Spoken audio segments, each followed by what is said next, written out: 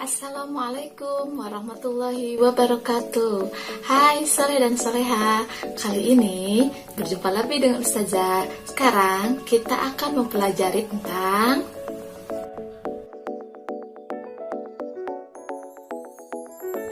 di keluarga.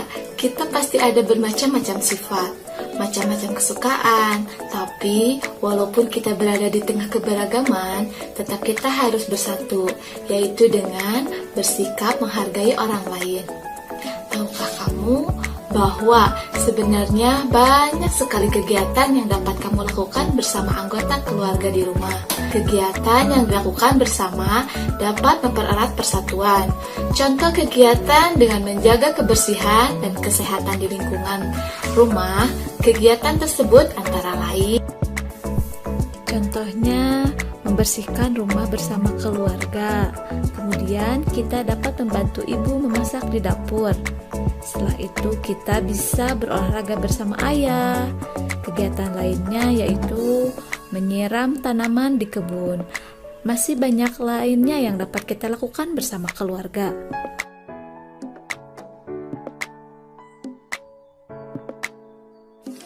Agar tercipta persatuan dalam kebersamaan, kita hendaknya memiliki sikap-sikap yang harus kita lakukan. Yang ke satu yaitu tidak bersikap mau menang sendiri. Dan yang kedua, menghargai pendapat orang lain. Ketiga, mau bekerja sama dengan anggota keluarga lain. Keempat, mau mengakui kesalahan dan meminta maaf.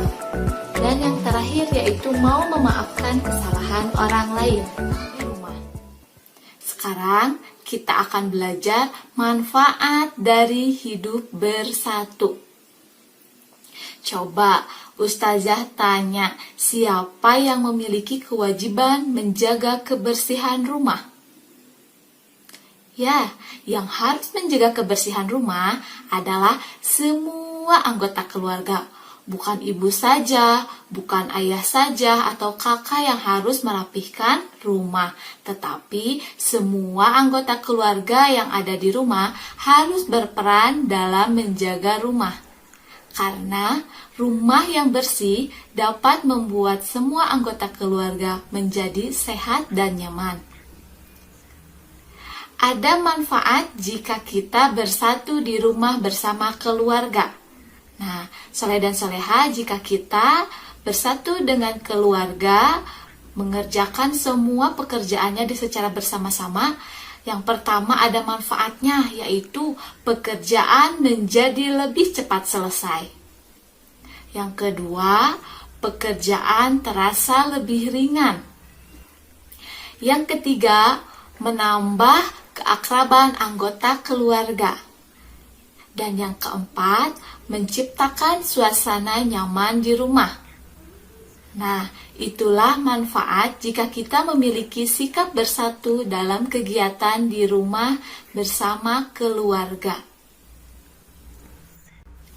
Nah, sekarang sebaliknya, jika kita tidak bersikap bersatu dengan keluarga di rumah, akan menimbulkan kerugian. Apa sih kerugiannya? Yang ke satu, pekerjaan menjadi lebih lama selesai. Kedua, pekerjaan terasa lebih berat.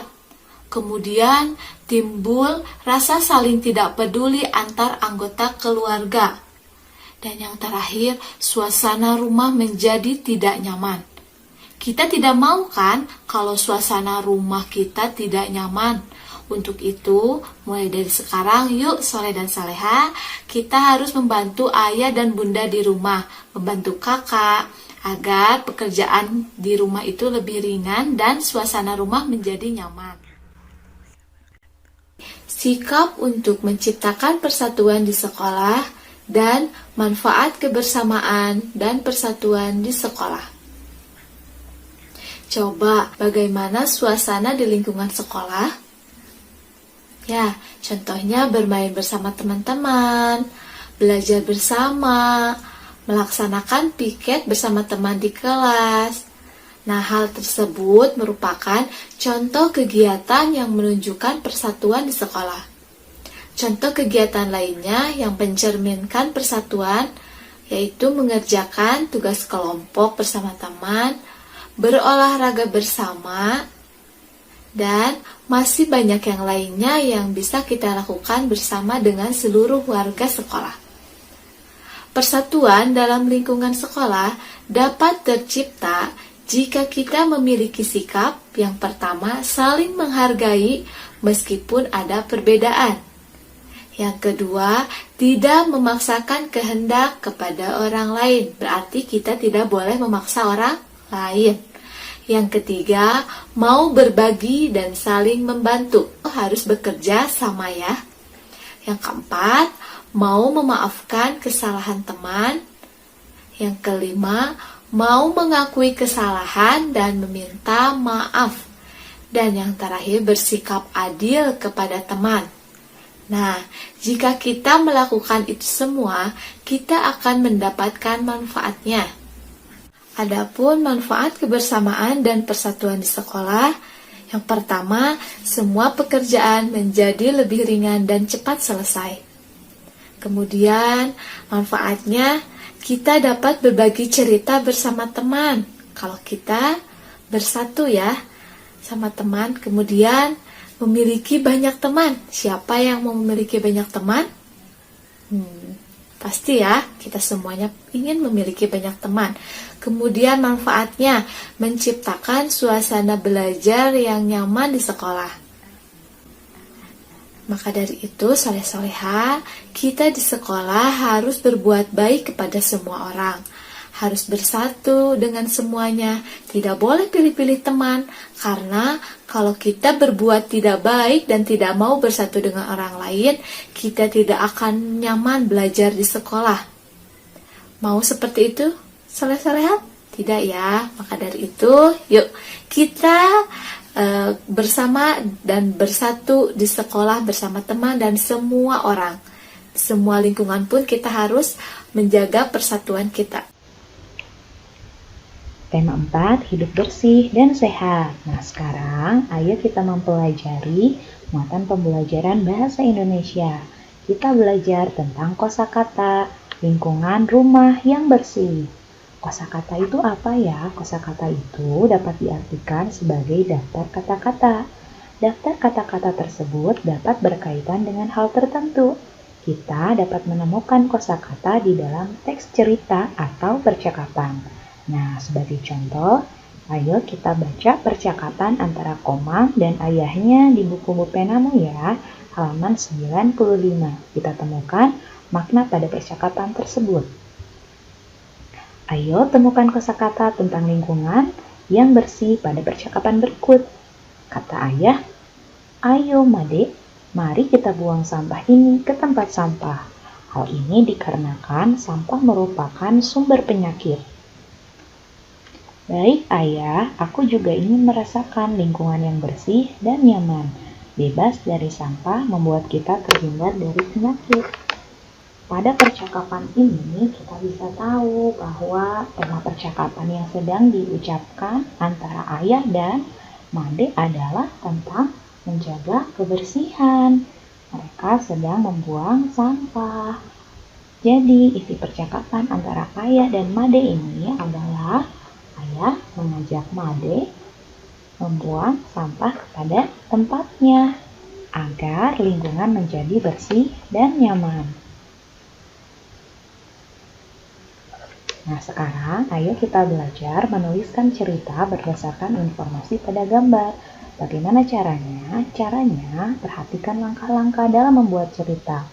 Pertama, amatilah gambar dengan seksama. Kemudian, tentukan tema atau topik gambar. Lalu, buatlah beberapa kalimat yang menceritakan isi gambar. Lalu, rangkailah kalimat-kalimat tersebut hingga menjadi sebuah karangan yang utuh. Perhatikan contoh gambar ini. Ayo buatlah cerita dari gambar berikut. Perhatikan, di sini ada seorang anak perempuan yang sedang memberi minum kucing, ya minumnya air susu. Nah, mereka sedang ada di halaman rumah.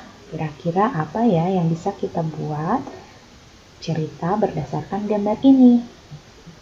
Nah, sekarang ayo coba kita merangkai cerita berdasarkan gambar ini. Ayo kita beri nama, misalnya nama anak perempuan ini adalah Komang. Kita buatkan dulu ceritanya. Ceritanya contohnya memelihara kucing. Komang memelihara kucing di rumahnya. Kucingnya bernama si Manis.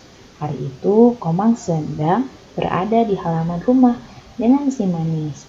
Komang sedang memberi minum si Manis dengan air susu. Ini adalah contoh cerita berdasarkan gambar yang telah kita amati. Nah, selain itu kita belajar menyebutkan isi teks percakapan tentang lingkungan yang tidak sehat. Bagaimana caranya? Kamu dapat menyebutkan isi teks tentang lingkungan tidak sehat. Pertama, saat membaca, perhatikan kalimat-kalimat dalam teks dengan seksama. Kemudian, kamu dapat menggunakan kosakata yang sudah kamu ketahui artinya.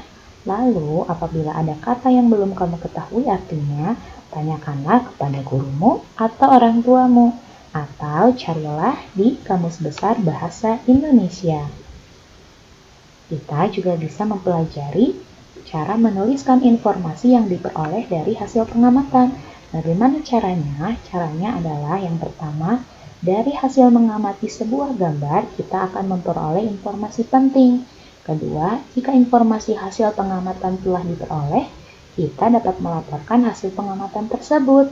Lalu yang ketiga, kita dapat membuat laporan yang menjelaskan isi gambar dengan membuat pertanyaan. Mari perhatikan contoh gambar berikut ini.